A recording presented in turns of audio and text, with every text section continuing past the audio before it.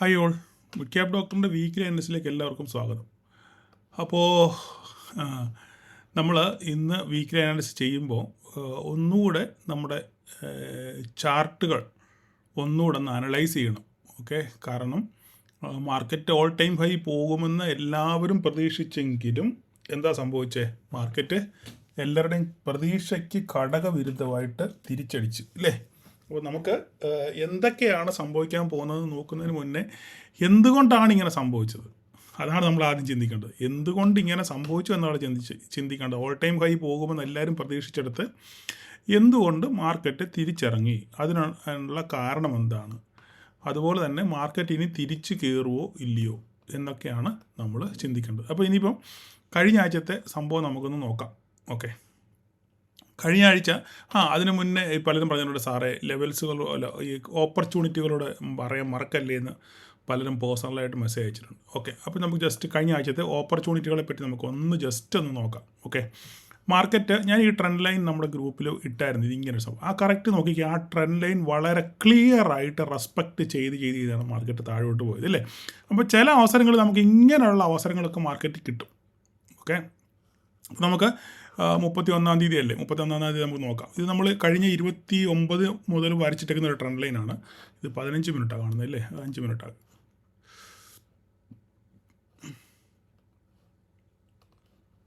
Okay,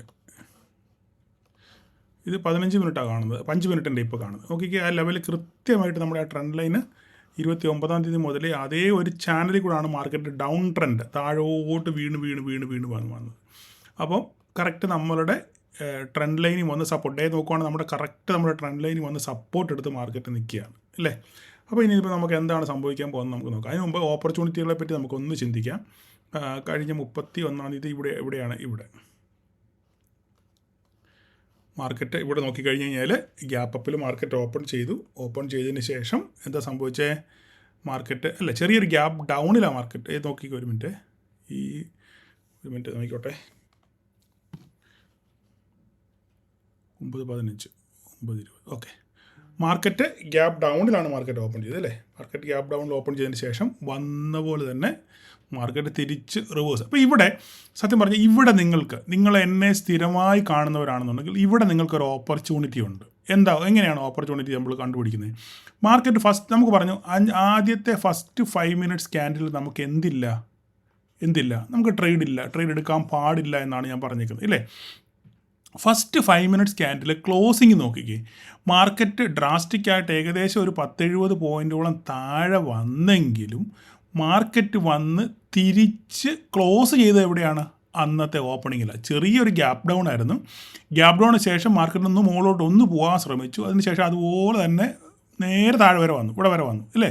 വന്നതിന് ശേഷം ഈ ക്യാൻഡിൽ ക്ലോസ് ചെയ്ത് എവിടെയാണോ മാർക്കറ്റ് ഓപ്പൺ ചെയ്തത് അതേ പോയിന്റ് തന്നെ വന്ന് മാർക്കറ്റ് ക്ലോസ് ചെയ്തു ഇല്ലേ, ആദ്യത്തെ 5 മിനിറ്റ്. അപ്പോൾ നമുക്ക് ഇത്ര ഒരു സിനാരിയോ കാണുമ്പോൾ നമുക്ക് മനസ്സിലാകും മാർക്കറ്റ് ഒരു റിവേഴ്സലിനുള്ള തയ്യാറെടുപ്പാണ്. പക്ഷേ നമുക്ക് കൺഫർമേഷൻ ഇല്ല ഇവിടെ, ശരിയല്ലേ. മാർക്കറ്റ് ഒരു റിവേഴ്സലിനുള്ള തയ്യാറെടുപ്പാണ്, പക്ഷെങ്കിൽ നമുക്ക് എന്തില്ല, അവിടെ ഒരു കൺഫർമേഷൻ ഇല്ല. കൺഫർമേഷൻ വരണം എന്ത് ചെയ്യണം? സെക്കൻഡ് ക്യാൻഡിൽ ഫോം ചെയ്യണം. അപ്പോൾ നോക്കിക്കേ, സെക്കൻഡ് ക്യാൻഡിൽ നോക്കിക്കേ, ഇതുപോലെ തന്നെ താഴെ വന്നെങ്കിലും താഴോട്ട് പോയെങ്കിലും തിരിച്ച് വീണ്ടും മുകളിൽ വന്ന ഈ ഫസ്റ്റ് ക്യാൻഡിലിനെ വെല്ലുന്ന രീതിയിൽ മുകളിൽ വന്ന് നല്ല രീതിയിൽ ഒരു ഫുൾ ക്ലോസിങ് കിട്ടി. നമുക്ക് ഒരു ശകലം പോലും മുകളിൽ വിൽക്കില്ലാതെ സെക്കൻഡ് ക്യാൻഡിൽ നമുക്ക് എന്ത് ചെയ്തു?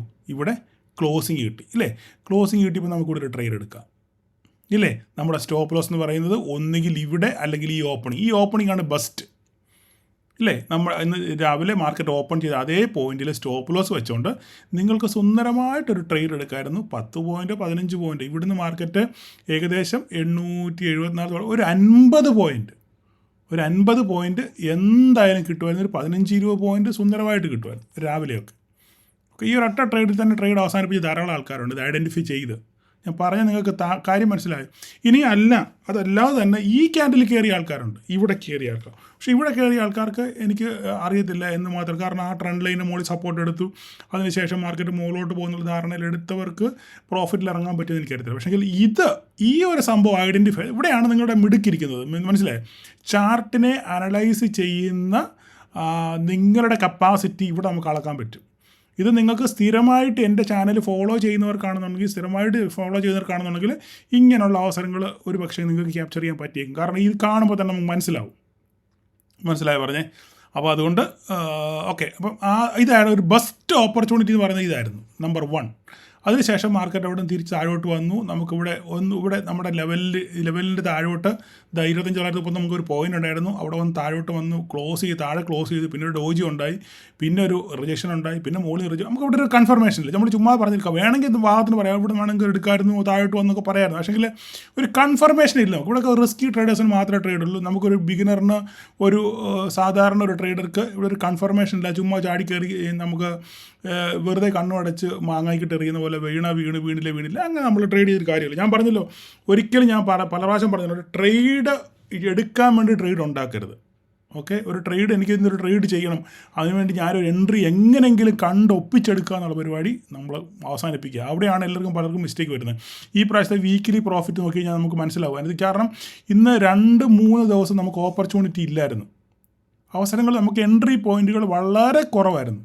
അപ്പോൾ ആ എൻട്രി ഇല്ലാത്തടത്ത് പോയി എൻട്രി എടുത്ത് ലോസ് ഉണ്ടാക്കിയവരാണ് ഇന്ന്. അത് നമ്മുടെ വീക്കിലി ഇത് കണ്ടു കഴിഞ്ഞാൽ കറക്റ്റായിട്ട് മനസ്സിലാവും. നിങ്ങൾ തന്നെ കമൻറ്റ് ചെയ്യുക, സത്യമാണോ കള്ളമാണെന്ന് ഞാൻ പറഞ്ഞത്. അതായത് ഞാൻ എപ്പോഴും പറയുന്ന ഒരു പഴമൊഴി, വെള്ളമില്ലാത്തടത്ത് എന്ത് ചെയ്യാൻ പാടില്ല, മുങ്ങാൻ പാടില്ല.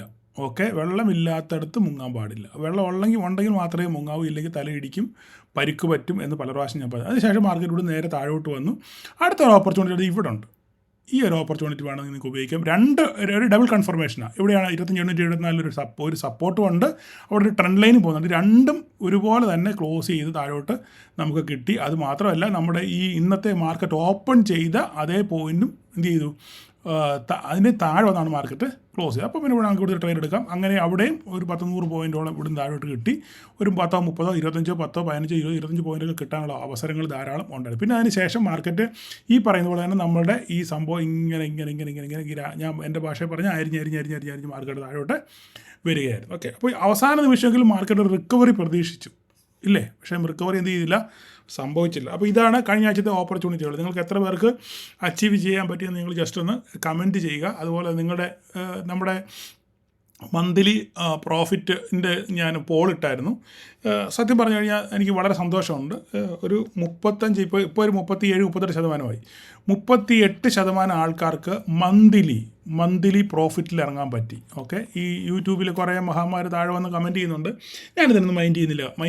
എനിക്ക് അത് മറ്റുള്ളവർക്കൂടെ ഹാംഫുൾ ആയ കമൻറ്റാണ് ഞാനങ്ങ് ഡിലീറ്റ് ചെയ്യും, അത്ര മാത്രമേ ഉള്ളൂ. അല്ലാതെ ഇതിനൊന്നും മറുപടി പറയാൻ എനിക്ക് താല്പര്യമില്ല. നിങ്ങൾക്ക് തന്നെ അറിയാം, നിങ്ങൾക്ക് എന്നെ ഫോളോ ചെയ്യുന്ന നിങ്ങൾക്ക് തന്നെ അറിയാം നിങ്ങൾക്ക് വന്ന മാറ്റം. കാരണം അതിന് തെളിവാണ് ഞാൻ എൻ്റെ വാട്സപ്പ് ഗ്രൂപ്പിന് സബ്സ്ക്രിപ്ഷൻ വെച്ചപ്പോൾ അത് സബ്സ്ക്രൈബ് ചെയ്യാൻ നിങ്ങൾ കാണിച്ച മനസ്സ്.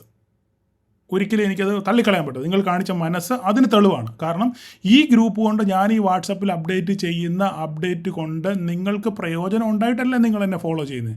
ഇല്ലെങ്കിൽ നിങ്ങൾ സബ്സ്ക്രൈബ് ചെയ്യൂ, ഇല്ല. അതിൽ എനിക്ക് സന്തോഷം ഉണ്ടായ കാര്യം. അപ്പോൾ തന്നെ ഞാൻ പറഞ്ഞു നിങ്ങളോട്, രോഗികളായിട്ടുള്ളവർക്കെല്ലാം അബ്സല്യൂട്ട്ലി ഫ്രീ ആയിരിക്കും എന്ന് പറഞ്ഞു. ധാരാളം രോഗികളും കിടപ്പ് രോഗികളും അല്ലാത്തവരും ബുദ്ധിമുട്ടുള്ളവരൊക്കെ ഉണ്ട്. അവരുടെയൊക്കെ ജെനുവിനിറ്റി മനസ്സിലാക്കി അവരെ എല്ലാവരെയും ഫ്രീ ആയിട്ട് ഞാൻ ആഡ് ചെയ്തിട്ടുണ്ട്. അതുപോലെ തന്നെ എനിക്ക് വളരെ സന്തോഷം തോന്നിയൊരു കാര്യമുണ്ട്. എന്താണെന്നറിയാമോ? പലരും എനിക്ക് പൈസ അയച്ചിട്ട് പറഞ്ഞു, സാർ ഇത് ഇരട്ടി പൈസയുണ്ട്, ഇത് നിങ്ങൾ ആരെങ്കിലും ഒരു രോഗിക്കൂടെ നിങ്ങളിത് വകവെക്കണം എന്ന് പറഞ്ഞ് പൈസ അയച്ച് ധാരാളം ആൾക്കാരുണ്ട്. അതായത് സാർ രോഗികൾക്ക് ഫ്രീ ആക്കി കൊടുക്കുമെന്ന് പറഞ്ഞല്ലോ, അതുകൊണ്ട് എൻ്റെ ഈ അഡീഷണൽ സബ്സ്ക്രിപ്ഷൻ ഞാൻ ഡബിൾ ചെയ്യുന്നുണ്ട്. അപ്പോൾ ഈ ഡബിളിൽ ഒരു ഭാഗം നിങ്ങൾ അവർക്ക് വേണ്ടി കോൺട്രിബ്യൂട്ട് ചെയ്യണമെന്ന് പറഞ്ഞ് പൈസ അയച്ചത് ധാരാളം ആൾക്കാരുണ്ട്. അതുപോലെ ഒരു വർഷത്തേക്ക് സബ്സ്ക്രൈബ് ചെയ്ത് ധാരാളം ആൾക്കാരുണ്ട്. 6 മാസത്തേക്ക് സബ്സ്ക്രൈബ് ചെയ്ത് ധാരാളം ആൾക്കാരുണ്ട്. ഇതൊക്കെ എന്താ സൂചിപ്പിക്കുന്നത് നിങ്ങൾക്ക് ഈ ഗ്രൂപ്പ് കൊണ്ട് എന്തെങ്കിലും ഒരു ഗുണം ഉണ്ടാകുന്നുണ്ട് എന്നുള്ളതിൻ്റെ അടിസ്ഥാനത്തിലല്ലേ നിങ്ങൾ ജോയിൻ ചെയ്തത്. അതുകൊണ്ട് എല്ലാവരോടും എനിക്ക് സന്തോഷം മാത്രമേ ഉള്ളൂ. അപ്പോൾ തന്നെ ഞാൻ പറഞ്ഞല്ലോ, ഇനിയും നിങ്ങൾ രോഗികളായിട്ട് ഉള്ള ആൾക്കാർ, രോഗികൾക്ക് മാത്രമേ ഉള്ളൂ, വേറെ ആർക്കും ഇല്ല. കാശ് നിങ്ങൾ ട്രേഡ് ചെയ്ത് ലോസ് വരുത്തിയവർക്ക് എന്നെ കൊണ്ട് രക്ഷയില്ല. പക്ഷേങ്കിൽ കിടപ്പ് രോഗികളായിട്ടോ അല്ല ജെനുവിനായിട്ട് നിങ്ങൾക്ക് അസുഖമാണ്, എനിക്ക് വേറെ മാർഗ്ഗമൊന്നുമില്ല, മരുന്ന് മേടിക്കാം, അങ്ങനെയുള്ള ആൾക്കാർക്കാണെന്നുണ്ടെങ്കിൽ അബ്സല്യൂട്ട്ലി ഫ്രീ ആയിരിക്കണം. നിങ്ങൾ അതിനെ ബോധ്യപ്പെടുത്തിയാൽ മാത്രം മതി. ഓക്കെ, അപ്പോൾ അത്രയും ഭാഗം പറഞ്ഞു. ഇനി കൂടുതൽ അതിനെപ്പറ്റി സംസാരിച്ച് കാര്യമില്ല. ഞാൻ നമ്മുടെ ഈ ഗ്രൂപ്പിൽ പലരും കോൺടാക്ട് ചെയ്യാൻ പറ്റുന്നില്ല എന്ന് പറഞ്ഞ് ഞാൻ ആ പല പ്രാവശ്യം ആ ലിങ്ക് വഴി ധാരാളം പേര് ജോയിൻ ചെയ്തിട്ടുണ്ട്. പക്ഷേ പലരും പറയുന്നില്ല. അപ്പോൾ ഞാനിതിൻ്റെ താഴെ ഫസ്റ്റ് കമൻറ്റിൽ ഞാനൊരു വാട്സപ്പ് നമ്പർ ഞാൻ പിൻ ചെയ്യാം. നിങ്ങൾ അതിനകത്തിൽ എന്നെ ആ നമ്പറിൽ കോൺടാക്ട് ചെയ്ത് കഴിഞ്ഞാൽ ബാക്കി ഫർദറായിട്ടുള്ള കാര്യങ്ങൾ അവിടെ പറഞ്ഞുതരും. ഓക്കെ, അപ്പോൾ ഒരു വാട്സപ്പ് നമ്പർ വെക്കുക, അതായിരിക്കും ബെറ്റർ. അപ്പോൾ നിങ്ങൾക്ക് കോൺടാക്ട് ചെയ്യാൻ എളുപ്പമായിരിക്കുമല്ലോ. ഓക്കെ, അപ്പോൾ അത് അത്രയും ഭാഗം പറഞ്ഞുകൊണ്ട് ഞാനത് അവസാനിപ്പിക്കാം. ഓക്കെ, അപ്പോൾ നമുക്കിനി എന്ത് ചെയ്യാം? ഇനി നമുക്ക് വീക്കിലി അനാലിസിലോട്ട് വരാം. വീക്കിലി അനാലിസിസ് വരുന്നതിന് മുന്നേ നമുക്ക് 1-2 എന്തുകൊണ്ടാണ് മാർക്കറ്റ് താഴെ പോയത്? ഓക്കെ, ഇച്ചിരി ചിലപ്പോൾ നീണ്ടുപോകും, നിങ്ങൾ ക്ഷമിക്കുക. എന്തുകൊണ്ടാണ് മാർക്കറ്റ് താഴെ പോയത് അതിനെപ്പറ്റിയാണ് നമ്മൾ ചിന്തിക്കാൻ പോകുന്നത്. അപ്പോൾ ചിന്തിക്കാൻ പോകുന്നത് ഒന്നാമത്തെ കാര്യം, മാർക്കറ്റിൽ ഒരു ന്യൂസ് വന്നത് ഈ ബാങ്ക് നിഫ്റ്റിയുടെ വെയിറ്റേജുമായിട്ട് ബന്ധപ്പെട്ട, മനസ്സിലായോ? BNFൻ്റെ വെയിറ്റേജുമായിട്ട് ബാങ്ക് നിഫ്റ്റിയുടെ വെയിറ്റേജുമായിട്ട് ബന്ധപ്പെട്ടാണ് ഒരു പ്രശ്നം ഉണ്ടായത്. അതുകൊണ്ടാണ് മാർക്കറ്റിൽ ബാങ്കുകളെല്ലാം പെർഫോം ചെയ്യാതെ പൊട്ടി താഴെ പോയത്. നമുക്ക് നോക്കാം ബാങ്കിൻ്റെ പെർഫോമൻസ് എങ്ങനെയാണെന്ന് നോക്കാം. നോക്കിക്കേ, HDFC ബാങ്ക് 1% മേളിൽ 10 പോയിൻറ്റ് വീണു, ICICI ബാങ്ക് 17 പോയിൻറ്റ് വീണു, Kotak bank 35 point, axis bank 5.8. കാരണം ഈ രണ്ട് HDFC ICICI ഈ രണ്ട് സ്റ്റോക്കുകളാണ്. നിങ്ങൾ ക്ലാസ്സിലൊക്കെ പങ്കെടുത്തവർക്ക് അറിയാം, നമ്മൾ ഈ വെയിറ്റേജിനെ പറ്റി വളരെ ഡീസൻ്റായിട്ട് വളരെ വിശദമായിട്ട് സംസാരിച്ചിട്ടുണ്ട് അല്ലേ. അപ്പം നിലവിൽ ഏകദേശം ബാങ്ക് നിഫ്റ്റിയിൽ HDFCയുടെ വെയിറ്റേജ് ഏകദേശം 27%. 27%. ഓക്കെ, ICICIയുടെ ഏകദേശം 24%. ഇതാണ് ഇവരുടെ വെയിറ്റ്. അപ്പോൾ രണ്ടും കൂടെ കൂട്ടുവാണെങ്കിൽ 50% മുകളിലുണ്ട് എന്ത്, ഈ HDFCയുടെയും ICICIയുടെയും വെയിറ്റേജ്. അപ്പം മാർക്കറ്റിനെ മാനിപ്പുലേറ്റ് ചെയ്യണമെന്ന് ആഗ്രഹമുള്ളവർക്ക് ഈ രണ്ട് സ്റ്റോക്കിനെ ക്യാഷ് മാർക്കറ്റിൽ വാങ്ങിക്കുകയോ വിൽക്കുകയോ ചെയ്യുകയാണെന്നുണ്ടെങ്കിൽ നിഫ്റ്റി 50 ബാങ്ക് നിഫ്റ്റിയൊക്കെ പൊട്ടാനുള്ള സാധ്യത വളരെ കൂടുതലാണ്, പ്രത്യേകിച്ച് ബാങ്ക് നിഫ്റ്റി. അപ്പം മാർക്കറ്റിനെ മാനിപ്പുലേറ്റ് ചെയ്യാൻ എളുപ്പമാണ് ഈ രണ്ട് സ്റ്റോക്കുകളെ വെച്ച് ഓപ്പറേറ്റ് ചെയ്യുകയാണെന്നുണ്ടെങ്കിൽ. അപ്പോൾ അതിന് സെബി ഒരു തടയിടാൻ പോകുന്നു. ഓക്കെ, അപ്പോൾ അങ്ങനെ ഒരു പ്രപ്പോസൽ വന്നിട്ടുണ്ട്. അതായത് ഒരു സ്റ്റോക്കിൻ്റെ വെയിറ്റേജ് മാക്സിമം 20% മുകളിൽ പോകാൻ പാടില്ല. ഓക്കെ, ഒരു സ്റ്റോക്കിൻ്റെ വെയിറ്റേജ് ബാങ്ക് നിഫ്റ്റിയിൽ 20% മുകളിൽ പോകാൻ പാടില്ല. ഒന്ന്. രണ്ടാമത്, ആദ്യത്തെ ബാങ്ക് നിഫ്റ്റിയിലുള്ള 3 സ്റ്റോക്കിൻ്റെ ടോട്ടൽ വെയിറ്റേജ് എന്ന് പറയുന്നത് 45% കൂടാൻ പാടില്ല. മനസ്സിലായി? ഈ രണ്ട് നോംസ് കൊണ്ടുവന്നിട്ടുണ്ട്. ഇപ്പം നിലവിൽ നമ്മൾ നോക്കുവാണെങ്കിൽ ഏകദേശം 60%-അടുത്തുണ്ട്. ആദ്യത്തെ 3 സ്റ്റോക്ക് കൂടെ കൂട്ടുവാണെങ്കിൽ 60% മുകളിലുണ്ട്. 3 സ്റ്റോക്ക് കൂടെ കൂട്ടുവാണെങ്കിൽ 2 സ്റ്റോക്ക് കൂടെ കൂട്ടുവാണെങ്കിൽ 50% മുകളിലുണ്ട്. അപ്പോൾ ഇത് വലിയൊരു പ്രശ്നമാണ്, കാരണം മാനിപ്പുലേറ്റ് ചെയ്യാൻ എളുപ്പമാണ്. അപ്പോൾ ആ മാനിപ്പുലേഷന് തടയിടുക എന്നുള്ളതാണ് ഇതുകൊണ്ട് ഉദ്ദേശിക്കുന്നത്. അപ്പോൾ ഞാൻ പറഞ്ഞില്ല, ഒരു സ്റ്റോക്കിന് 20% കൂടുതൽ വെയിറ്റേജ് വരാൻ പാടില്ല. ആദ്യത്തെ 3 സ്റ്റോക്ക് കൂടെ കൂട്ടുമ്പോൾ 40% മേളിലും വരാൻ പാടില്ല. അപ്പോൾ ഈ ഒരു പ്രശ്നം ഇത് എന്ത് ചെയ്യുന്നു, ഈ പറയുന്ന HDFCയുടെയും ICICIയുടെയും വെയിറ്റേജ് എന്ത് ചെയ്യുന്നു, കുറയ്ക്കും. അപ്പോൾ അത് ഒരു സെല്ലിംഗ് പ്രഷർ ഈ ബാങ്ക് നിഫ്റ്റിക്ക് അതിൽ കൊണ്ടുവന്നു. അതാണ് ഒന്നാമത്തെ കാര്യം. ഓക്കെ, ഫർദറായിട്ട് ഇനി വീഴുള്ള കാര്യമൊക്കെ അടുത്ത ദിവസങ്ങളിൽ മാത്രമേ അറിയത്തുള്ളൂ. എങ്കിലും ഈ ഒരു സംഭവം എന്താണ്, ബാങ്ക് നിഫ്റ്റിയെ താഴോട്ട് വലിച്ചു, അത് നിഫ്റ്റിയും താഴോട്ട് കൊണ്ടുവന്നു. ഇതാണ് ഒന്നാമത്തെ കാര്യം. ഓക്കെ, രണ്ടാമത്തെ കാര്യം എന്ന് പറഞ്ഞു കഴിഞ്ഞാൽ, ഒരു മാർക്കറ്റിൽ ഒരു അൺസർട്ടനിറ്റി ഉണ്ടായത് വീക്കിലി എക്സ്പയറി. ഇതിൻ്റെ ഇടയിൽ ഓരോരോ മാരണങ്ങൾ വരുന്നതാണ്. വീക്കിലി എക്സ്പയറി നിർത്താൻ പോകുന്നു 2 ആഴ്ചയിൽ ഒരിക്കൽ. ഇപ്പോൾ ഓരോ വീക്കിലി അല്ലേ, ഓരോ ആഴ്ചയിൽ 2 നിഫ്റ്റിയുടെ ഒരു എക്സ്പയറി, സെൻസെക്സിൻ്റെ ഒരു എക്സ്പയറി ഇല്ലേ. ഇത് ഇടയ്ക്കൊരു ന്യൂസ് വന്നു, മന്ത്ലി ഓൺലി 2 എക്സ്പയറി മാത്രം, ഒന്നിടവിട്ടുള്ള ആഴ്ചകളിൽ 2 എക്സ്പയറി മാത്രമേ പാടുള്ളൂ. അങ്ങനെ ഒരു നോംസ് വരാൻ പോകുന്നു എന്ന് പറഞ്ഞപ്പോഴത്തേക്കും അതും മാർക്കറ്റിൽ എന്ത് ചെയ്തു, പെട്ടെന്ന് ഒരു സെല്ലിംഗ് പ്രഷർ കൊണ്ടുവന്നു. അപ്പോഴത്തേക്ക് BSE ഒക്കെ നേരെ പൊട്ടി താഴെ പോയിരുന്നു. 1 മണിക്കൂറിന് ശേഷം വീണ്ടും തിരിച്ച് പറഞ്ഞു അങ്ങനെ ഞങ്ങളെപ്പറ്റി അതിനെപ്പറ്റി ഞങ്ങൾ ചിന്തിച്ചിട്ടേ ഇല്ല എന്ന് പറഞ്ഞ അടുത്ത ഡയലോഗ് വന്നു. ഇതൊക്കെ സത്യം പറഞ്ഞാൽ നമ്മൾ പാവം പിടിച്ച റീറ്റെയിലേഴ്സിൻ്റെ കാശിനെ തിന്നാനുള്ള പരിപാടികളാണ് ഇതൊക്കെ. ഇങ്ങനെയുള്ള ചുമ്മാ ഓരോരോ ഊള നിയമങ്ങളും അല്ലെങ്കിൽ ഒരുമാതിരി എന്താ പറയുക മനുഷ്യനെ ആടിനെ പട്ടിയാക്കുന്ന പരിപാടി. ഇവിടെ നിങ്ങൾക്കൊരു നിയമം ഉണ്ടാക്കണമെന്ന് ചൊവ്വാര നിയമം നടപ്പാക്കാവുന്ന ആളുകൾ ഇത് ചുമ്മാ അത് കൊണ്ടുവന്ന് ഓരോരോ റൂമർ അടിച്ചിറക്കുന്നു. അതിനനുസരിച്ച് മാർക്കറ്റ് ഓപ്പറേറ്റർ വെച്ച് ഓപ്പറേറ്റ് ചെയ്യുന്നു. നാട്ടുകാർ കാശ് മുഴുവൻ പോകുന്നു. അവന്മാർക്ക് കുഴപ്പമൊന്നുമില്ല. ഇല്ല പണ്ട് പിന്നെ ഒരു കഥയുണ്ടല്ലോ, ഒരു നമ്പൂതിരി പട്ടി ഇങ്ങനെ ഒരു പറഞ്ഞു കേട്ടിട്ടില്ല നിങ്ങൾ, പട്ടിക്കെതിരെ കളി കമ്പ് പോകുന്നത് നമ്മുടെയാണ്, കേട്ടിട്ടില്ല കഥ? അതായത് ഒരു നമ്പൂതിരി അയ്യത്ത് മുഴുവൻ ചീനിക്കമ്പ് ഇട്ടു. ചീനിക്കമ്പ് എന്ന് പറഞ്ഞാൽ മനസ്സിലായോ? നിങ്ങളുടെ വടക്ക ഭാഷയിൽ എന്താ പറയുക, പൂളക്കിഴങ്ങ് ഇല്ലേ, അല്ലെ ചീനിക്കമ്പ് മരച്ചീനി കപ്പ, ഓക്കെ, കപ്പയുടെ കമ്പിട്ടിട്ട് തിരുമേനി ഇങ്ങനെ കോലായിൽ ഇങ്ങനെ കസേരയിൽ ഇങ്ങനെ കിടക്കുക. ഒരു പട്ടി ഇതിനകത്തൂടെ കിടന്ന് ഇങ്ങനെ അങ്ങോട്ടും ഇങ്ങോട്ടും ഓടിക്കളിക്കുക. മനസ്സിലായി? ഇങ്ങനെ ഓടിക്കളിക്കുമ്പോൾ ഓരോ ഓട്ടത്തിനും ഓരോ കമ്പ് തട്ടിയിട്ടിട്ടാണ് പോകുന്നത്. കമ്പ് അങ്ങോട്ട് നട്ടു വെച്ചതേ ഉള്ളൂ. അപ്പോൾ പട്ടി ഇങ്ങനെ ഓടിക്കളിക്കുമ്പോൾ എന്ത് ചെയ്യുന്നു, ഓരോ കമ്പും തട്ടിയിട്ടിട്ടാണ് പട്ടി ഓടുന്നത്. അപ്പം തിരുമേനി ഓടിന്ന് പറഞ്ഞാൽ ഈ പട്ടിക്കിതൊരു കളി ഇല്ലേ, കമ്പ് പോകുന്നത് നമ്മുടെയാണ് എന്ന് പറഞ്ഞ കണക്ക് ഇവന്മാർക്കൊക്കെ ഇതൊരു കളിയാണ്. പാവം പിടിച്ച കാശ് പോകുന്ന ആരുടെയാ? പാവം പിടിച്ച എൻ്റെയും നിങ്ങളുടെയും പോലുള്ള പാവം പിടിച്ച റീറ്റെയിലേഴ്സിൻ്റെ കാശാണ് കൊണ്ട് കളയുന്നത്. മനസ്സിലാകാൻ വേണ്ടി ഒരു ഉപമ പറഞ്ഞെന്ന് മാത്രമേ ഉള്ളൂ. അപ്പോൾ അതും മാർക്കറ്റിൽ എന്ത് ചെയ്തു, BSE ഒക്കെ ഭയങ്കരമായിട്ട് താഴെ പോയി, പിന്നെ അവസാനം അതുപോലെ തന്നെ തിരിച്ചു കയറി. അപ്പം അതുകൊണ്ടാണ് ഇന്നിപ്പോൾ ഇത്രയും പൊട്ടിയിട്ടും നമ്മുടെ മിഡ് ക്യാപ്പ് പിടിച്ചു നിന്നതിൻ്റെ പ്രധാനപ്പെട്ട കാര്യം അതാ നോക്കിക്കേ. മിഡ് ക്യാപ്പ് അവസാനം ലാസ്റ്റ് 15 മിനിറ്റിലാണ് ഇത് പൊട്ടിയത്. അതുവരെ മിഡ് ക്യാപ്പ് പിടിച്ചെങ്കിൽ പോസിറ്റീവ് ഗ്രീനിലാണ് ക്ലോസ് ചെയ്തേക്കുന്നത്. നമ്മുടെ നിഫ്റ്റി BSE നോക്കിക്കേ, BSE ആണെന്നുണ്ടെങ്കിൽ താഴെ പോയി, കേട്ടോ അത് നോക്കിക്കേ, BSE നേരെ താഴെ പോയിട്ട് അവസാനം എന്ത് ചെയ്തു, തിരിച്ചു കയറി. കാരണം ഈ ഒരൊറ്റ ന്യൂസിൻ്റെ പുറത്താണ് സംഭവിച്ചത്. നിഫ്റ്റി ഇത്രയും 100 പോയിൻറ്റ് 155 പോയിൻറ്റ് നെഗറ്റീവിൽ ക്ലോസ് ചെയ്തപ്പോഴും മിഡ് ക്യാപ്പ് എന്ത് സംഭവിച്ചേ, ഗ്രീൻ അല്ലെങ്കിൽ ന്യൂട്രലായിട്ടാണ്, സീറോയിലാണ് ക്ലോസ് ചെയ്തത്. മനസ്സിലായി? അപ്പോൾ ഇതാണ് അതിനകത്തിലെ ഒരു സംഭവ വികാസം. ഓക്കെ, അപ്പോൾ അത് അങ്ങനെ ഒരു സംഭവം. അപ്പോൾ ഇതൊക്കെയാണ് മാർക്കറ്റിനെ താഴോട്ട് കൊണ്ടുപോകുന്നത്. അതുപോലെ തന്നെ നമ്മൾ നോക്കിക്കഴിഞ്ഞാൽ നമ്മുടെ പിന്നെ ഇൻഡെക്സിൻ്റെ സെൽ പൊസിഷൻ, ഇൻഡെക്സ് ഫ്യൂച്ചറിൽ FIS വീണ്ടും എന്ത് ചെയ്തു, സെല്ല് കൂട്ടി. ഏകദേശം 86% ആക്കിയതാണ് ഷോർട്ട്, 86%. ഇത് മാർക്കറ്റിലെ ഒരു സെൻറ്റിമെൻറ്റ്സ്, മാർക്കറ്റ് റീറ്റെയിലേഴ്സ് സെല്ലാണ്. ഞാൻ കറക്റ്റ് ഒന്ന് നോക്കിക്കോട്ടെ, കറക്റ്റ് ഒരു സെക്കൻഡ് ഒന്ന് ഹോൾഡ് ചെയ്യണേ, ഒരു സെക്കൻഡ് ഒന്ന് നോക്കിക്കോട്ടെ, അത് കറക്റ്റ് ഞാൻ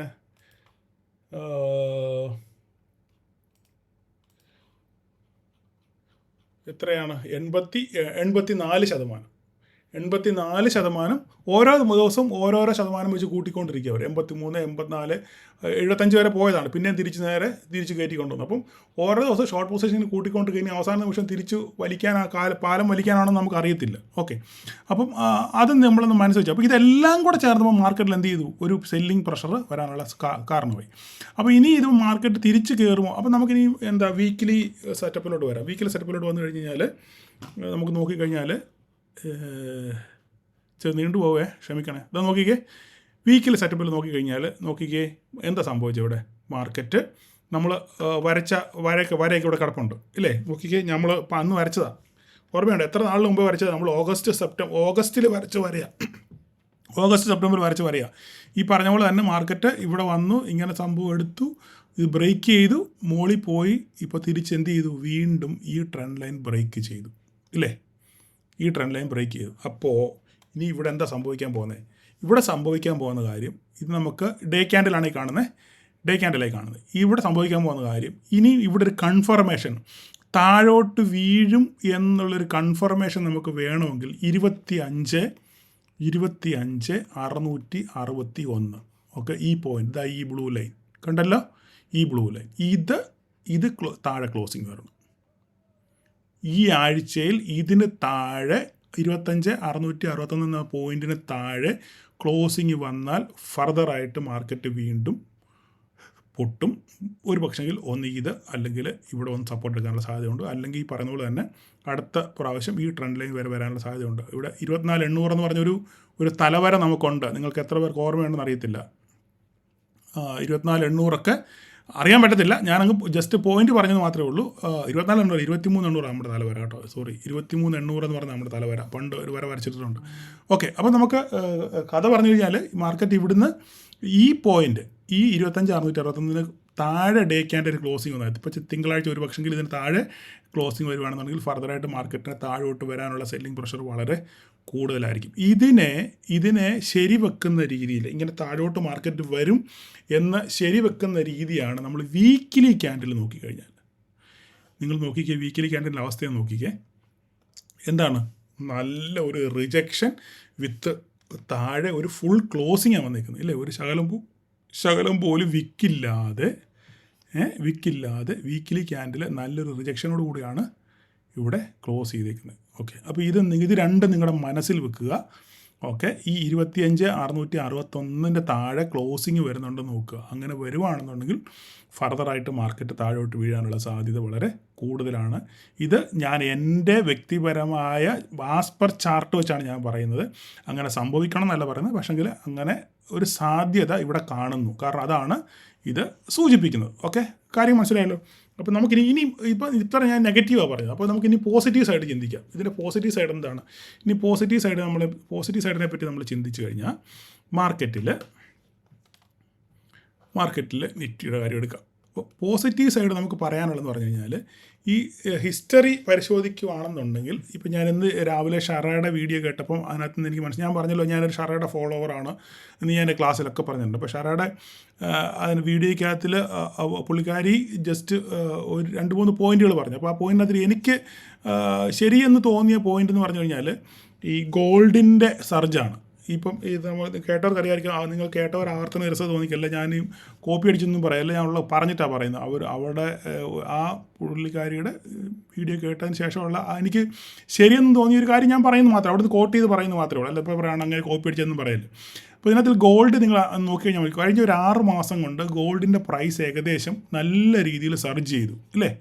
നല്ല രീതിയിൽ സർജ് ചെയ്തു. അപ്പം നല്ല അപ്രീസിയേഷൻ 30, 40, 50% ഒക്കെ എന്ത് ചെയ്തു, ഗോൾഡിൻ്റെ പ്രൈസ് കയറി. ഏകദേശം 3200 കിടന്ന സാധനം 4300 വരെ പോയി അല്ലേ.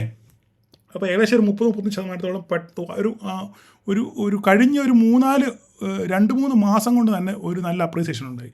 അപ്പോൾ ഈ നമ്മളുടെ ഈ ഇന്ത്യയുടെ ചരിത്രം പരിശോധിക്കുകയാണെങ്കിൽ നിങ്ങൾക്കറിയാമല്ലോ, ഇന്ത്യക്കാരുടെ കയ്യിലാണ് ഏറ്റവും കൂടുതൽ ഗോൾഡ് ഉള്ളത് ഇല്ലേ.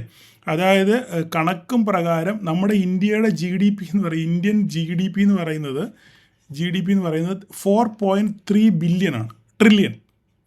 ഓക്കെ, 4.3 ട്രില്യനാണ്. ഇന്ത്യക്കാരുടെ ഇരിക്കുന്ന സ്വർണ്ണം എല്ലാം കൂടെ കണക്ക് കൂട്ടുവാണെങ്കിൽ ഏകദേശം 3.8 ട്രില്യൻ്റെ വെൽത്ത് ഉണ്ട്. മനസ്സിലായി പറഞ്ഞാൽ 3.8 ട്രില്യൻ്റെ വെൽത്ത് ഉണ്ട്. ഓക്കെ, ഇത് 2 കൊല്ലം മുന്നേ വെറും 1 ട്രില്യൻ ആയിരുന്നു വെൽത്തിൻ്റെ കപ്പാസിറ്റി. ഇതിൻ്റെ വാല്യൂ എന്ന് പറയുന്നത് 2 കൊല്ലം മുന്നേ വെറും 1 ട്രില്യൻ ആയിരുന്നു. അതാണ് ഇന്നത്തെ അവസ്ഥയിൽ 3.8 ട്രില്യൻ ആയിരുന്നു. അതായത് GDPക്ക് തൊട്ടടുത്ത് തന്നെ വന്നു. അപ്പോൾ ഇതുകൊണ്ട് എന്താ ഗുണം എന്ന് പറഞ്ഞു കഴിഞ്ഞാൽ ആൾക്കാരെല്ലാം എന്ത് ചെയ്യും, ലോണിന് പകരം സ്വർണം കൊണ്ടുപോയി പണയം വെക്കും. മനസ്സിലായി? ലോൺ എടുക്കുമ്പോൾ നൂലാമാലകൾ ധാരാളം ഉണ്ടല്ലോ. സ്വർണ്ണം പണയം വെക്കുമ്പോൾ നൂലാമാലയാണ് കൊണ്ടം കൊണ്ട് വെക്കുക, കാശ് മേടിക്കുക. മനസ്സിലായില്ലേ? അപ്പോൾ ആൾക്കാർ ലോണിന് പകരം ലോൺ എടുക്കുന്ന നൂലാമാല ഒഴിവാക്കാൻ വേണ്ടി ധാരാളം ആൾക്കാർ എന്ത് ചെയ്തു, സ്വർണം കൊണ്ട് ഈ പണയം വരച്ച് ഇൻസ്റ്റൻ്റായിട്ട് മണിയെടുത്ത് മാർക്കറ്റിൽ ചിലവാക്കുന്നു എന്ന ഒരു കൺസെപ്റ്റാണ് ഇപ്പം ചിലവാക്കുന്നു എന്നൊരു പ്രതീതിയാണ് ഇപ്പോൾ മാർക്കറ്റിലുള്ളത്. ശരി, സത്യമാണ്. ചിന്തിച്ച് കഴിഞ്ഞാൽ നിങ്ങൾക്ക് മനസ്സിലാവും. നിങ്ങൾക്കിപ്പോൾ ഞാൻ ഈ പറയുന്ന കാര്യം നിങ്ങളുടെ പലരുടെയും ജീവിതത്തിൽ ഇപ്പോൾ ഓൾറെഡി സംഭവിച്ചിട്ടുണ്ടെങ്കിൽ അല്ലേ. നിങ്ങൾ പലരും ഇപ്പോൾ സ്വർണ്ണം കൊണ്ട് പണയം വെച്ചിട്ട് നിങ്ങൾ ഓരോ കാര്യങ്ങൾ സാധിച്ചിട്ടുണ്ടെങ്കിൽ, അല്ലെങ്കിൽ ബാങ്കിൽ ആരുടെ സ്വർണ്ണം വെച്ചിട്ടുണ്ടെന്നുണ്ടെങ്കിൽ അത് വീണ്ടും റീപ്ലഡ് ചെയ്ത് കൂടുതൽ കാശ് എടുത്തിട്ട് ഉണ്ടായിരിക്കും. എന്നെ കേൾക്കുന്ന ധാരാളം ആൾക്കാർ ഇപ്പോൾ ചിരിക്കുന്നുണ്ടായിരിക്കും ഞാൻ ഈ പറഞ്ഞ സത്യമാണ് കള്ളമാണെന്നുള്ള കാര്യം. അപ്പം അങ്ങനെയാകുമ്പോൾ മാർക്കറ്റിലേക്ക് കൂടുതൽ പൈസ വരും ഇല്ലേ. മാർക്കറ്റിലേക്ക് കൂടുതൽ പൈസ വരും, ആൾക്കാർക്ക് പർച്ചേസിങ് പവർ കൂടും, അങ്ങനെ ധാരാളം സാധനങ്ങൾ മേടിക്കും. അപ്പോൾ എന്താണ്, മാർക്കറ്റിൽ ഓരോരോ കമ്പനികൾക്ക് പിന്നെ അവരുടെ ഉൽപ്പാദനം കൂടും. അതിനനുസരിച്ച് അവിടെ സെല്ലിങ് മീൻസ് വിൽപ്പന ഉണ്ടാകും. അപ്പോൾ അവർക്ക് അവരുടെ മാർജിൻ കൂടും, ലാഭം കൂടും. അത് അവരുടെ റിസൾട്ടിനകത്ത് പ്രതിഫലിക്കും. അപ്പോൾ ഇങ്ങനെയൊക്കെ ആകുമ്പം അടുത്ത ക്വാർട്ടറുകൾ, ഈ ക്വാർട്ടർ അല്ലെങ്കിൽ അടുത്ത ക്വാർട്ടറുകളിലൊക്കെ കമ്പനികൾ നല്ല രീതിയിൽ റിസൾട്ടുകൾ പ്രഖ്യാപിക്കും, അല്ലെ അവരുടെ ലാഭവിഹിതം കൂടും എന്നുള്ളൊരു ധാരണ മാർക്കറ്റിൽ ഉണ്ട്. ഓക്കെ, അനലിസ്റ്റുകൾ പറയുന്ന കാര്യങ്ങളാണിത്. അപ്പോൾ അതിൻ്റെ കൂടെ തന്നെ നമുക്ക് GST ഇപ്പോൾ വന്നിട്ടുണ്ട് ഇല്ലേ. GST കഴിഞ്ഞ ഒക്ടോബറിലാണ് നിലവിൽ വന്നത് ഇല്ലേ. ഓഗസ്റ്റിൽ പ്രഖ്യാപിച്ചെങ്കിൽ ഒക്ടോബറോടാണ് നിലവിൽ വന്നത്. അപ്പോൾ ഇതിൻ്റെ ഫുൾ ഇമ്പാക്റ്റ് ഈ GST കുറച്ചതിൻ്റെ ഫുൾ ഇമ്പാക്റ്റ് അറിയണമെന്നുണ്ടെങ്കിൽ നമ്മൾ ഡിസംബർ മാസത്തെ റിസൾട്ടുകൾ പിന്നെ കമ്പനികളുടെ റിസൾട്ടുകൾ വരുമ്പോൾ മാത്രമേ നമുക്കിതിൻ്റെ യഥാർത്ഥ ഇമ്പാക്റ്റ് നമുക്ക് മനസ്സിലാകത്തുള്ളൂ. കമ്പനികൾക്ക് എന്തുമാത്രം ലാഭം ഉണ്ടായി, ഇതുകൊണ്ട് അവരുടെ എന്തുമാത്രം വിൽപ്പന കൂടി എന്നൊക്കെ നമുക്ക് ഡിസംബർ ക്വാർട്ടറിൽ അറിയാൻ പറ്റും. അപ്പം യൂഷ്വലി നമ്മൾ പരിശോധിക്കുകയാണെന്നുണ്ടെങ്കിൽ, അത് മാത്രമല്ല ഒരു പ്രീവിയസ് ഹിസ്റ്ററി വെച്ച് നോക്കുകയാണെന്നുണ്ടെങ്കിൽ നവംബർ ഡിസംബർ മാസങ്ങളിൽ FIAs വാങ്ങിക്കാനുള്ള ചാൻസ് വളരെ കൂടുതലാണ് എന്നും ഞാനിങ്ങനൊരു ആ വീഡിയോയിൽ തന്നെ ഷറ ഇങ്ങനെ പറയുന്നത് ഞാനിങ്ങനെ കേട്ടു. ഞാനത് കോട്ട് ചെയ്ത് പറയുന്നത് മാത്രമേ ഉള്ളൂ, നിങ്ങൾ കേൾക്കാത്തവരുടെ അറിവിലേക്ക് വേണ്ടി. നവംബർ ഡിസംബർ മാസങ്ങളിൽ സാധാരണഗതിയിൽ FIAs വാങ്ങിക്കാനുള്ള സാധ്യത വളരെ കൂടുതലാണ്. അത് മാത്രമല്ല ഈ അവരുടെ ഫിനാൻഷ്യൽ ഇയർ, FIAസിൻ്റെയൊക്കെ ഫിനാൻഷ്യൽ ഇയർ ഡിസംബർ 31. അപ്പോൾ അവിടെ ഭയങ്കര അഡ്ജസ്റ്റ്മെൻറ്റ്സ് ഒക്കെ നടക്കാനുള്ള സാധ്യതയുണ്ട്. കാരണം ഷെയറുകൾ വാങ്ങി, കാരണം ഈ ഡിസംബർ 31 വെച്ച് കണക്ക് വെച്ചിട്ടാണ് ഇവരുടെ പ്രോഫിറ്റ് ഷെയറൊക്കെ കൊടുക്കുന്നത്. ഈ മറ്റേ FIAസിൻ്റെ മാനേജേഴ്സ് ഉണ്ടല്ലോ, ഓക്കെ, ഫണ്ട് മാനേജേഴ്സ് ഉണ്ട്, അവർക്കൊക്കെ അവരുടെ പ്രോഫിറ്റിൻ്റെ ഇത്ര ശതമാനം റേഷ്യോ ആണ്. അപ്പം ഇവർ പല അഡ്ജസ്റ്റ്മെൻറ്റ്സുകൾ നടത്താറുണ്ട്. അപ്പോൾ ആ അഡ്ജസ്റ്റ്മെൻറ്റ്സിനകത്തിൽ ഇവർക്ക് പ്രോഫിറ്റ് ഇതിൻ്റെ ബേസിലാണ്. അപ്പം ഡിസംബർ 31 അവരുടെ ഫിനാൻഷ്യൽ ഇയർ. അപ്പോൾ ഇതൊക്കെ വെച്ച് കണക്ക് കൂട്ടുമ്പോൾ മാർക്കറ്റിൽ ഒരു പക്ഷെങ്കിലും ഒരു അപ്സൈഡ് ലാസ്റ്റ് ഇയർ എൻഡിൽ വരാൻ സാധ്യത ഉണ്ട് എന്നാണ് അനലിസ്റ്റുകൾ പറയുന്നത്. ഞാൻ എൻ്റെ കയ്യിൽ നിന്ന് പറയുകയല്ല, പക്ഷേ എനിക്കും അത് ശരിയായിട്ട് തോന്നി. ഓക്കെ, അപ്പോൾ അത്രയും കാര്യം പറഞ്ഞുകൊണ്ട് അതും അവിടെ അവസാനിപ്പിക്കുന്നു. ഓക്കെ, അപ്പം ഞാൻ ഇത്രയാണ് നിലവിൽ മാർക്കറ്റിലുള്ള ന്യൂസുകൾ. ഇനിയിപ്പോൾ ഈ തിങ്കളാഴ്ച മാർക്കറ്റിൽ എന്ത് സംഭവിക്കുമെന്ന് ചോദിച്ചു കഴിഞ്ഞാൽ ട്രംപ് ആണ്. അപ്പം അതിനിടയിൽ നമുക്കറിയാമല്ലോ, നമ്മൾ ചൈനയുമായിട്ട് പിന്നെ ഡീല് ഉറപ്പിച്ചു. പക്ഷേ ഇതിനകത്തൊരു ഒരു അൺസർട്ടനിറ്റി ഉണ്ട്. ഞാൻ ഓൾറെഡി കഴിഞ്ഞ ദിവസം പറഞ്ഞു, ചൈന US ഡീല് സൈൻ ചെയ്തില്ല, വാക്കുകൾ കൊണ്ട് പറഞ്ഞത് മാത്രമേ ഉള്ളൂ. രണ്ടുപേരും ഡയലോഗ് പറഞ്ഞു, ഞാനിങ്ങനെ കുറയ്ക്കും, സോയ ഇവർ കയറ്റി അയക്കും, സോയ ഇവർ വാങ്ങിക്കും, റെയർ എർത്ത് മിനറൽസ് ഇവർ കയറ്റി അയക്കും, ഇവരുടെ താരിഫ് കുറച്ച് 46% ആക്കി 56-ൽ നിന്ന് 100% അടിക്കുമെന്ന് പറയുന്നത് ചെയ്യത്തില്ല എന്നൊക്കെ പറഞ്ഞു. ഇന്ത്യക്ക് 50%. അപ്പം ഇതിൻ്റെ ഇടയിൽ ഈ ആഴ്ച എങ്ങാനും ട്രംപിൻ്റെ വായിൽ നിന്ന് ഇന്ത്യക്കും താരിഫുകൾ കുറയ്ക്കും എന്ന് വല്ല ഡയലോഗ് വല്ലതും വരുവാണെന്നുണ്ടെങ്കിൽ തിങ്കളാഴ്ച മാർക്കറ്റ് പറക്കാനുള്ള സാധ്യതയുണ്ട്. അല്ലെങ്കിൽ എന്തെങ്കിലും ഒരു പോസിറ്റീവ് കമൻറ്റ് ഇന്ത്യയെ പറ്റി ട്രംപിൻ്റെ വായിൽ നിന്ന് വീണാൽ ഒരു പോസിറ്റീവ് മൊമെൻ്റ് നമുക്ക് പ്രതീക്ഷിക്കാം. എന്തായാലും ഇനി 2 ദിവസം കൂടെ ഉണ്ട്, ഇന്നുണ്ട് നാളെ ഉണ്ട്, എന്ത് വേണമെങ്കിലും സംഭവിക്കാം. അപ്പം നിങ്ങൾ മാർക്കറ്റിനെ വാച്ച് ചെയ്യുക. ഇതിപ്പോൾ ഞാൻ ഈ ചെയ്യുന്നത് ശനിയാഴ്ച രാവിലെയാണ് ഈ വീഡിയോ ചെയ്യുന്നത്. ശനിയാഴ്ച വൈകുന്നേരം വരെയുണ്ട്, ഞായറാഴ്ച വൈകുന്നേരം വരെയുണ്ട്. ഓക്കെ, 2 ദിവസമുണ്ട് നമ്മുടെ മുന്നിൽ.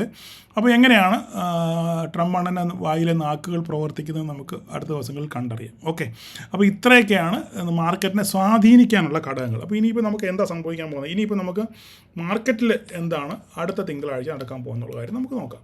മാർക്കറ്റ് തിങ്കളാഴ്ച ഇവിടെ ഓൾറെഡി നമ്മുടെ ട്രെൻഡ് ലൈൻ, നമ്മൾ പറഞ്ഞ ട്രെൻഡ് ലൈൻ ഇവിടെ കറക്റ്റായിട്ട് റെസ്പെക്റ്റ് ചെയ്തിട്ടുണ്ട്. ഓക്കെ, അപ്പോൾ ഇപ്പോൾ ഡേ ക്യാൻഡിൽ നോക്കുകയാണെന്നുണ്ടെങ്കിൽ ഈ കറക്റ്റ് ട്രെൻഡ് ലൈൻ ഇവിടെ തന്നെ ആയിരിക്കും. ഓക്കെ, ഡേ ക്യാൻഡിൽ നോക്കി നിങ്ങൾക്കത് കാണാൻ പറ്റത്തില്ല, ചിലപ്പോൾ വേണ്ട നോക്ക്, കണ്ടോ, ട്രെൻഡ് ലൈന് കറക്റ്റ് നമ്മളുടെ ട്രെൻഡ് ലൈനിലാണ് ഈ ലൈന് നിൽക്കുന്നത്. ഡേ ക്യാൻഡിൽ നോക്കിക്കഴിഞ്ഞാൽ കണ്ടല്ലോ. അപ്പം നാളെ ഈ ട്രെൻഡ് ലൈൻ ബ്രേക്ക് ചെയ്ത്, ഞാൻ പറഞ്ഞു നമ്മൾ ഡേയിൽ ഞാൻ പറഞ്ഞു ഇത് ബ്രേക്ക് ചെയ്ത് താഴോട്ട് വന്നാൽ ഇവിടെ ഇപ്പോൾ ഞാൻ അവിടെ പറഞ്ഞത് 600 സംതിങ് കണ്ടല്ലേ പറഞ്ഞത്, അതേ പോയിന്റ് തന്നെ 640 താഴോട്ട്. ഇത് ഇൻട്രാഡേ കേട്ടോ, ഇത് നമ്മൾ ഇൻട്രാഡേ പറയുമ്പോൾ ഈ ഡേയിലെ ഞാനീ പറയുന്നത് ഈ ക്യാൻഡലിൻ്റെ കാര്യം, നമ്മുടെ ഈ ട്രെൻഡ് ലൈനിൻ്റെ താഴത്തെ കാര്യം പറയും. താഴെ നാളെ ഇനി ക്ലോസിങ് ചെയ്യുന്ന താഴെ വരുവാണെന്നുണ്ടെങ്കിൽ നമുക്ക് ഫർദറായിട്ട് താഴോട്ട് വരുന്നത് ഇത് നമുക്ക് ഇൻട്രാഡേയിലോട്ട് മാറ്റാം, അതാണ് നല്ലത്. അല്ലെങ്കിൽ നിങ്ങൾക്ക് എല്ലാം കൂടെ കേൾക്കുമ്പോൾ കൺഫ്യൂഷൻ ആവും. അപ്പം നാളെ ഈ ട്രെൻഡ് ലൈനിന് താഴെ ഡേ ക്യാൻഡിൽ ക്ലോസ് ചെയ്യാൻ അപ്പുറത്തും പറഞ്ഞു. ഡേ ക്യാൻഡിൽ ക്ലോസ് രണ്ട് സിനാരിയോ ആണ്. നമ്മൾ ഇൻട്രാഡേ പറയുമ്പോൾ സിനാരിയോ വേറെയാണ്, ഡേ പറയുമ്പോഴുള്ള സിനാരിയോ വേറെയാണ്.